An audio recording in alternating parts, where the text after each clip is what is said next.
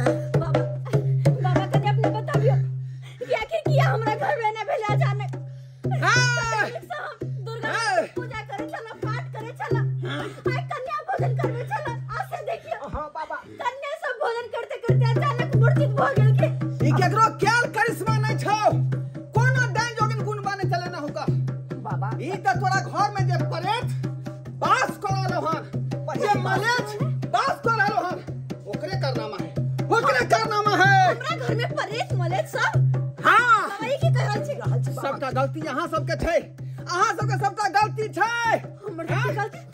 और दिन यहाँ घर में जे साँझ नहीं छै का, बत्ती नहीं दै छियै, पूजा पाठ नहीं करे छियै, आया का जे यहाँ सब जे आय दुर्गा पाठ करिए हैं, दुर्गा पाठ। सही बात कहै छै बाबा, सही बात कहै छै। जहिया से घर बन लिए जमा, तहिया से नहीं घर में कोनो पूजा पाठ केलिए, नहीं साँझ बाती देलिए। आये का ये हमर कन्या ठान देल के दुर्गा पाठ कर के घर में कलसा बैठा ले के मोरा तो जाला सजाला चोरी गे मालिनिया गे धरे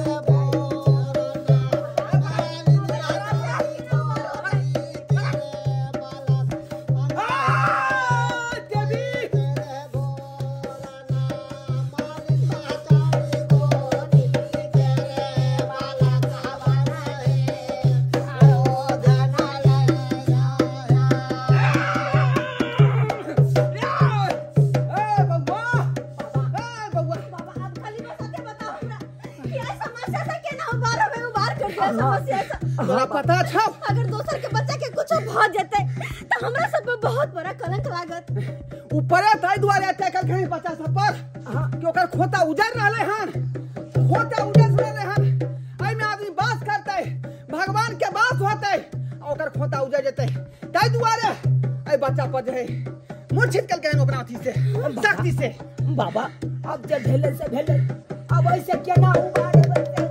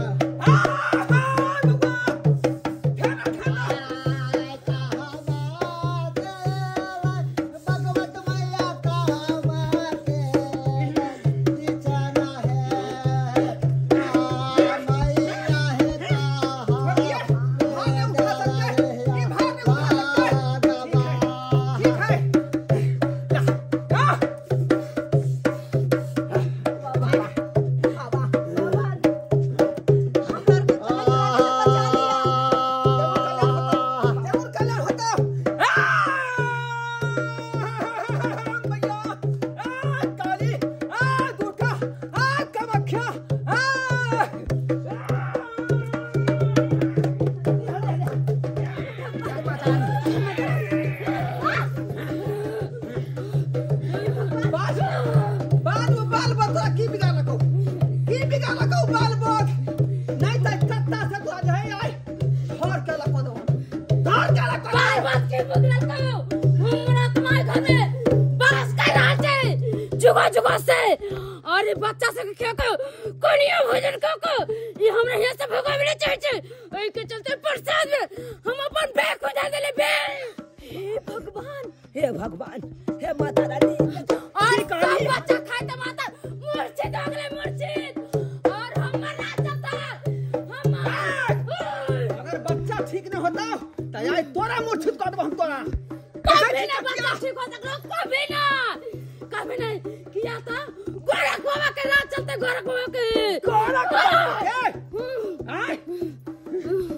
हाय रे बाबा के तो बस चलबे नहीं केले दूरा मैया के सामने में अब तो हर बात चाहता चुराइल तू हर बात चाहता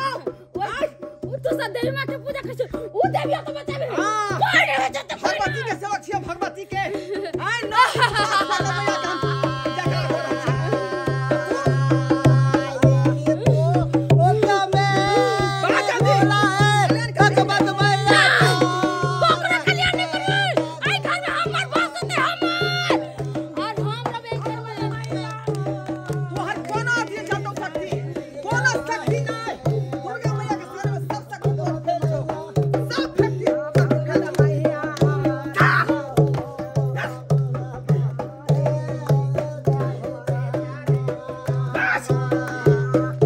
मैया के हम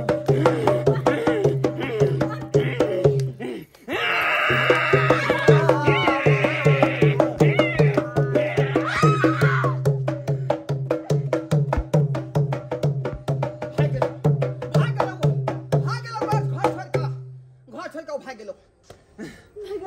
हो छोड़ अपन शक्ति से बच्चा के हम जीवित करबो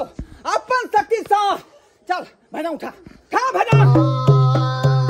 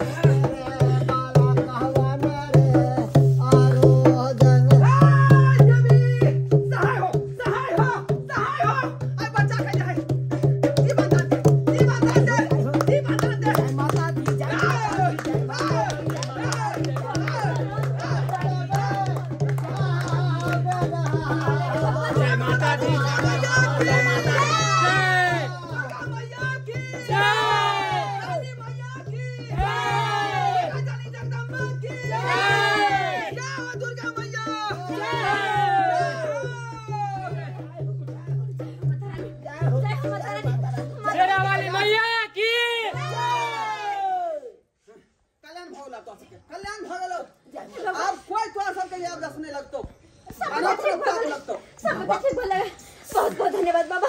जो हमरा ऊपर कलंक लगे से बचा लेला कान खोल के सुन ले आज दिन के बाद घर में हमेशा जे सांझ बत्ती देल करी है पूजा पाठ कैल करी है नहीं तो एनाइते जे है सुना घर में प्रेत के बात हो जाय छे है ना ठीक है बाबा जो कल्याण हो गेला